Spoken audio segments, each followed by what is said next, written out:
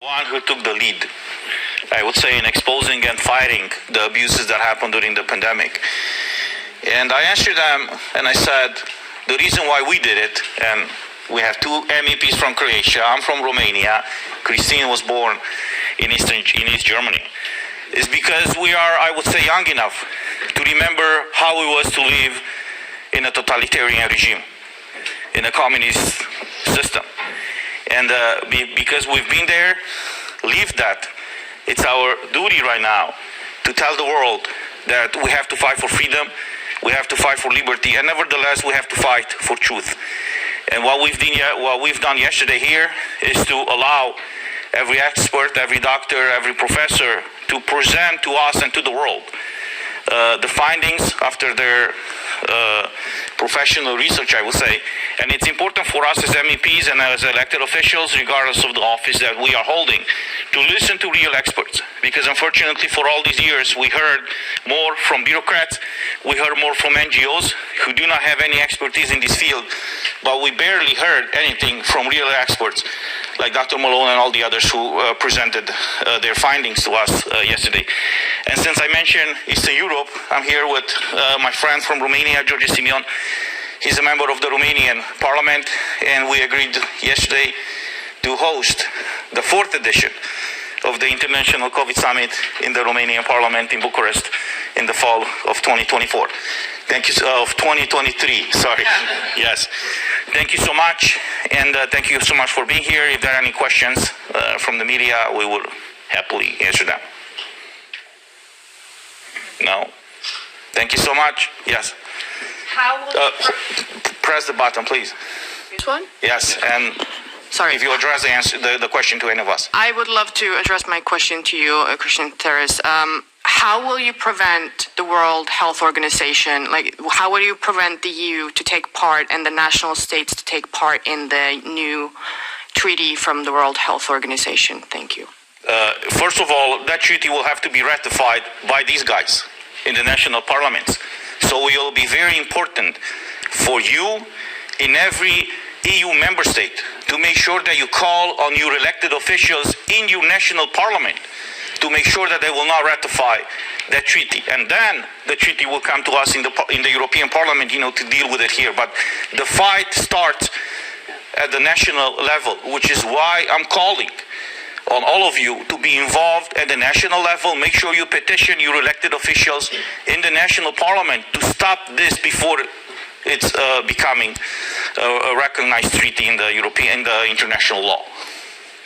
Any other questions? Yes. Yes.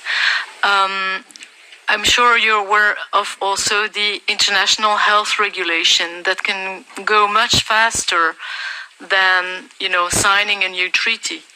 While these amendments just need to be changed and adopted by a few without even telling, the whole world some sort of similar coup, perhaps not to the same extent, but is happening.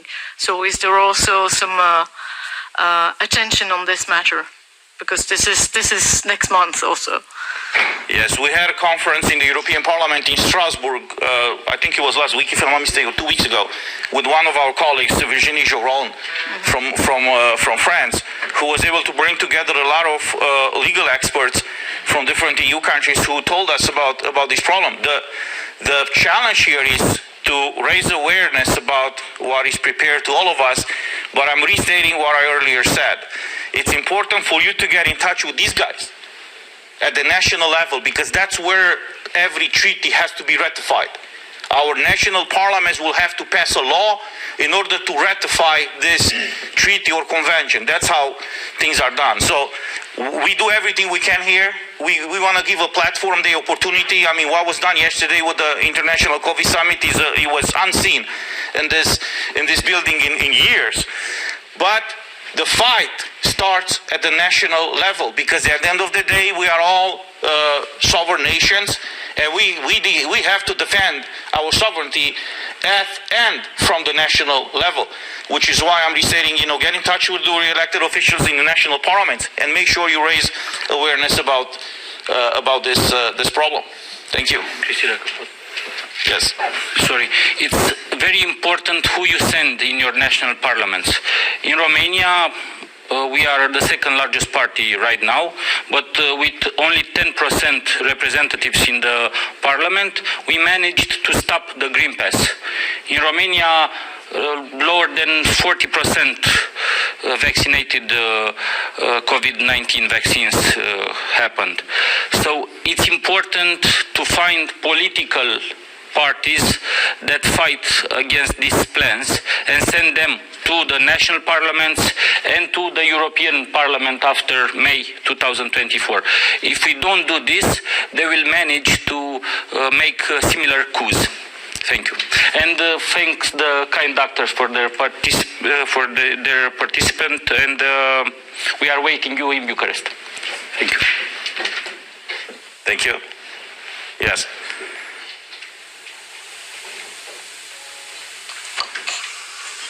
Hello, my name is Marian, and first of all, I want to express my gratitude for these people in front of us here, for their pristine work that they brought to us, for us to understand the way of this SARS-CoV virus.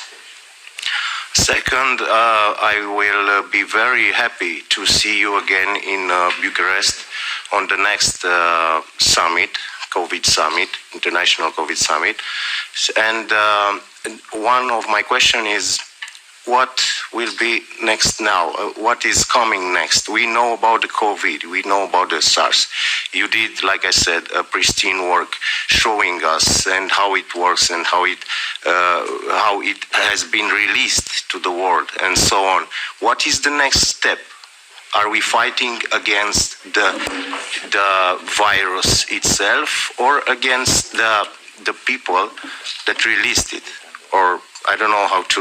I hope you understand what I mean. What is the next step? Yeah, I would like to answer that. You are indeed right. COVID was just, like I said yesterday, a test balloon, and the lessons they learned from this, namely, how did they fail and where did they fail to get the people to just do what they were told to, comply, and they will take this to the next level. So we're talking, of course, about digital ID. It's in preparation. We're already talking about this. The Parliament circumvented itself pretty much by taking with a large majority a vote to not even involve Parliament. It goes directly behind closed doors to negotiate the digital ID. The next thing we will be seeing is, of course, CBCD, the digital state currency.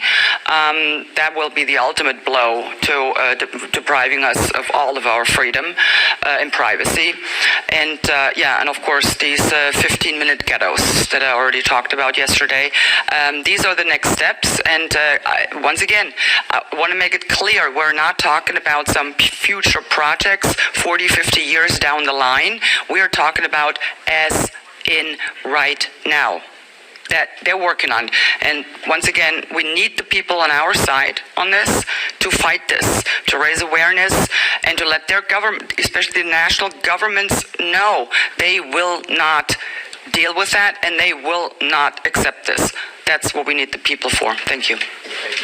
Hello, my name is Herman Kelly. I'm Director of Communications for Mr. Therese. I'd like to ask Dr. Byram Bridle to give us his thoughts on the conference yesterday, please, and we'll conclude with that. Thank you very much. Yeah, thank you very much. Yeah, my name is Dr. Byram Bridle. I'm a viral immunologist at a university in Canada.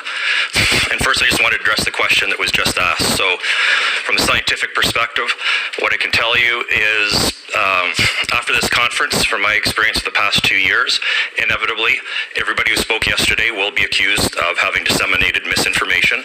I wanted to point out that what I saw yesterday was an awful lot of primary data presented.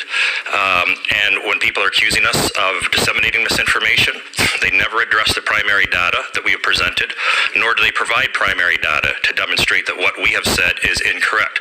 So in terms of the future, when it comes to science, misinformation is something that we have to be very concerned about. And we need the press to help scientists around the world and physicians around the world in this area, because if if you aren't aware, there's talks in pretty much every country around the world about the potential to criminalize misinformation, fine scientists and physicians, fire scientists and physicians if they provide misinformation. This has to be of concern to the media, because you have to start asking yourselves, if that's the case, who are going to be the arbiters of truth if it's not going to be scientists who provide primary data? So that's the key thing you have to watch out for.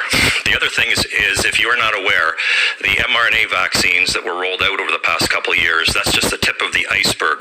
The same companies are developing mRNA vaccines for other diseases, and you may not be aware there is an enormous number of mRNA vaccines being developed for veterinary use, and that in of itself is also a potential concern to human health.